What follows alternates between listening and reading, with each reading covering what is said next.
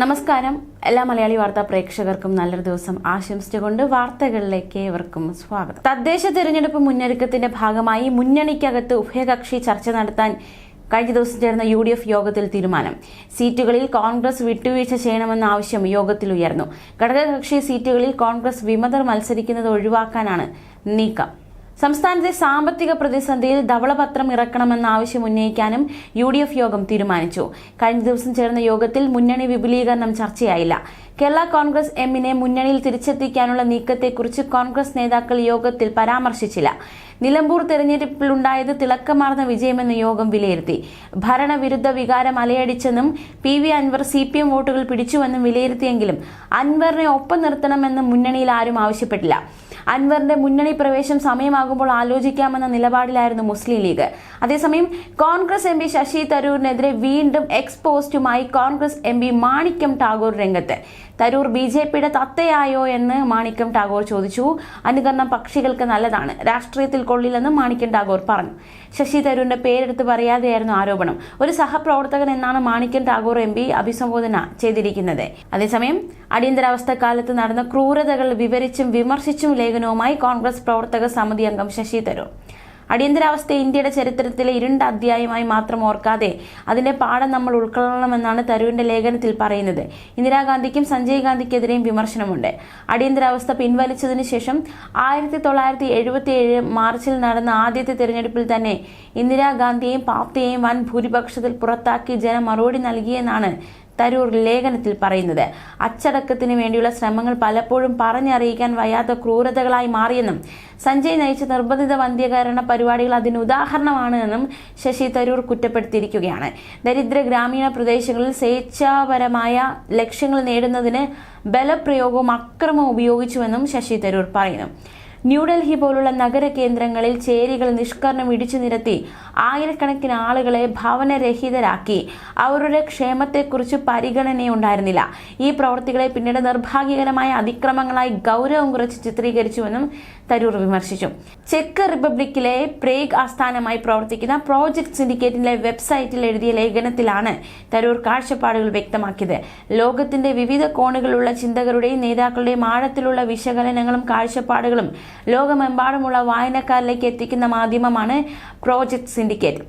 അതേസമയം തരൂരിന്റെ പേരിൽ 2 ദിവസം മുൻപ് ദേശീയ മാധ്യമങ്ങളിൽ വന്ന ലേഖനമാണ് ഇപ്പോൾ വിവാദമാക്കുന്നതെന്നാണ് അദ്ദേഹവുമായി അടുപ്പമുള്ളവർ പറയുന്നത്. ലണ്ടനിലുള്ള തരൂർ ഈ മാസം 18-നാണ് ഇന്ത്യയിലേക്ക് തിരിച്ചെത്തുക. കേരള മുഖ്യമന്ത്രി പദത്തോടുള്ള മോഹം കൈവിടാതെ പുതിയ നീക്കവുമായി കോൺഗ്രസ് പ്രവർത്തക സമിതി അംഗം ശശി തരൂർ MP വരുന്ന തെരഞ്ഞെടുപ്പിൽ UDF അധികാരത്തിലേറിയാൽ തരൂരിനെ മുഖ്യമന്ത്രിയായി കാണാൻ ആഗ്രഹിക്കുന്നുവെന്ന സർവേ ഫലമാണ് ശശി തരൂർ തന്നെ Xൽ പങ്കുവച്ചത്. സ്വകാര്യ ഗവേഷണ സ്ഥാപനം നടത്തിയ കേരള വോട്ട് വൈബ് സർവേ 2026-ൽ മുഖ്യമന്ത്രി പദത്തിൽ വരുന്ന തരൂരിന് മുൻതൂക്കം നൽകുന്ന സർവേ ഫലമാണുള്ളത്. കേരളത്തിൽ UDF അധികാരത്തിൽ വരാൻ സാധ്യതയുണ്ടെന്നാണ് സർവേ ഫലം ചൂണ്ടിക്കാട്ടുന്നത്.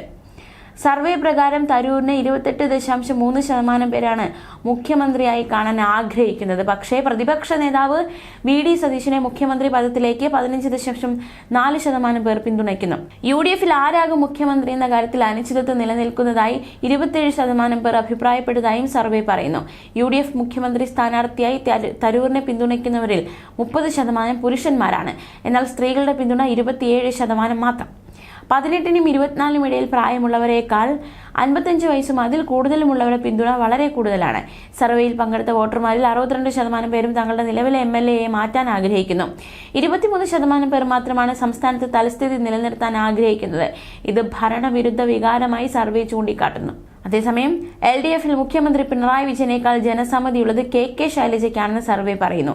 24% പിന്തുണയാണ് KK ശൈലജയ്ക്കുള്ളത്. എന്നാൽ പിണറായി വിജയന് പിന്തുണ 17.5% മാത്രമാണ്. LDFന് മുഖ്യമന്ത്രി ആരെന്ന കാര്യത്തിൽ അനിശ്ചിതത്വമുണ്ടെന്ന് 41% പേർ അഭിപ്രായപ്പെട്ടതായി സർവേ ഫലം വ്യക്തമാക്കുന്നു. കേരളത്തിൽ നിയമസഭാ തെരഞ്ഞെടുപ്പ് നടക്കാൻ ഏതാനും മാസങ്ങൾ മാത്രം ബാക്കി നിൽക്കെയാണ് സർവേ ഫലം പങ്കുവച്ചുള്ള ശശി തരൂരിന്റെ പുതിയ നീക്കം. 2 വർഷം മുമ്പ് മുഖ്യമന്ത്രി പദം ലക്ഷ്യമിട്ട് തരൂർ നീക്കം നടത്തിയിരുന്നു. ഇതിനായി കേരളത്തിലെ സമുദായ നേതാക്കളുമായി കൂടിക്കാഴ്ചയും നടത്തിയതാണ്. നിയമസഭാ തെരഞ്ഞെടുപ്പിൽ UDF അധികാരത്തിലേറിയാൽ മുഖ്യമന്ത്രി പദം തരൂർ ലക്ഷ്യമിടുന്നതായുള്ള വാർത്തകളും അന്ന് പ്രചരിച്ചിരുന്നു. എന്നാൽ തരൂരിന്റെ നീക്കം നേതാക്കൾ ഇടപെട്ട് മയപ്പെടുത്തുകയാണ് ചെയ്തത്. അതേസമയം ഓപ്പറേഷൻ സിന്ദൂറുമായി ബന്ധപ്പെട്ട വിദേശ പര്യടനത്തിൽ ശശി തരൂർ സ്വീകരിച്ച നിലപാടിൽ കടുത്ത അതൃപ്തിയാണ് കോൺഗ്രസ് ഹൈക്കമാൻഡിനുള്ളത്. കേരളത്തിലെ കോൺഗ്രസിലും മുഖ്യമന്ത്രിയായിരുന്ന പുതിയ ചർച്ചയ്ക്ക് വഴിവെക്കുകയാണ് സർവേ ഫലം പങ്കുവച്ചതിലൂടെ തരൂർ ലക്ഷ്യമിടുന്നത്. അതേസമയം മുഖ്യമന്ത്രിയെക്കുറിച്ചുള്ള സ്വകാര്യ സ്ഥാപനത്തിന്റെ സർവേ ഫലം എക്സിൽ പങ്കുവച്ച ശശി തരൂരിന് മറുപടിയുമായി KPCC അധ്യക്ഷൻ അഡ്വക്കേറ്റ് സണ്ണി ജോസഫ് രംഗത്തെത്തി. മുഖ്യമന്ത്രിയാകാൻ ആരാണ് അയോഗ്യനെന്ന് സണ്ണി ജോസഫ് മാധ്യമങ്ങളോട് ചോദിച്ചു.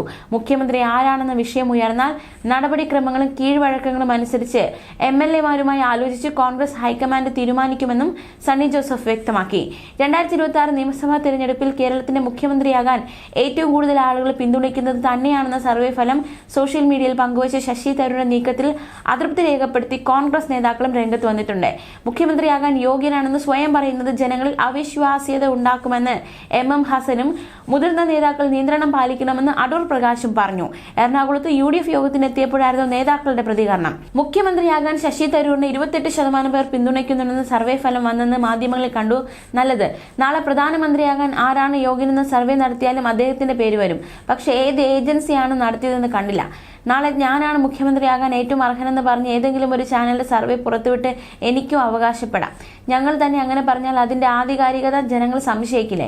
ഇത് പാർട്ടി ഗൗരവമായി എടുക്കുന്നില്ല എന്നും MM ഹസൻ വ്യക്തമാക്കി. സർവേ പല ആളുകൾ പലതരത്തിലും നടത്തുന്നുണ്ടെന്നും ചിലർ അതിനായി മനഃപൂർവ്വം ശ്രമങ്ങൾ നടത്തുന്നുണ്ടെന്നും അടൂർ പ്രകാശ് പറഞ്ഞു. ശശി തരൂർ ദേശീയ വർക്കിംഗ് കമ്മിറ്റി അംഗമാണ്. അദ്ദേഹത്തോട് കാര്യങ്ങൾ പറയേണ്ടത് ഓൾ ഇന്ത്യ വർക്കിംഗ് കമ്മിറ്റിയാണ്. ശശി തരൂർ പറയുന്ന കാര്യങ്ങളൊന്നും സംസ്ഥാനത്തെ കോൺഗ്രസിൽ പ്രശ്നങ്ങളൊന്നും ഉണ്ടാക്കുന്നില്ലെന്നും അടൂർ പ്രകാശ് കൂട്ടിച്ചേർത്തു.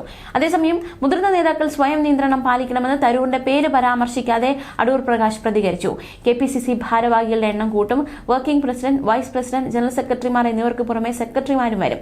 KPCC പ്രസിഡന്റ് സണ്ണി ജോസഫും വർക്കിംഗ് പ്രസിഡന്റ് PC വിഷ്ണുനാഥും ഡൽഹിയിൽ AICC-യുമായി നടത്തിയ ചർച്ചയിലാണ് ഇക്കാര്യത്തിൽ ധാരണയായത്. K സുധാകരൻ പ്രസിഡന്റായപ്പോൾ 4 വൈസ് പ്രസിഡന്റുമാരും 22 ജനറൽ സെക്രട്ടറിമാരും അടങ്ങുന്ന താരതമ്യേന ചെറിയ ടീമിനെയാണ് നിയോഗിച്ചിരുന്നത്. എന്നാൽ തദ്ദേശ നിയമസഭാ തെരഞ്ഞെടുപ്പുകൾ അടുത്തിരിക്കെ കൂടുതൽ ചുമതലകൾ ഉണ്ടാകുമെന്നും അതുകൊണ്ട് ഭാരവാഹികളുടെ എണ്ണം കൂട്ടണമെന്നുമുള്ള KPCC-യുടെ ആവശ്യം അംഗീകരിച്ചു. ചില പ്രത്യേക ഉത്തരവാദിത്തങ്ങൾ ഏൽപ്പിക്കാൻ യോഗ്യരായ ചിലർ പുറത്തു നിൽക്കുന്നുണ്ടെന്നും അവരെ പ്രയോജനപ്പെടുത്തണമെന്നുമാണ് നേതൃത്വത്തിന്റെ നിലപാട്.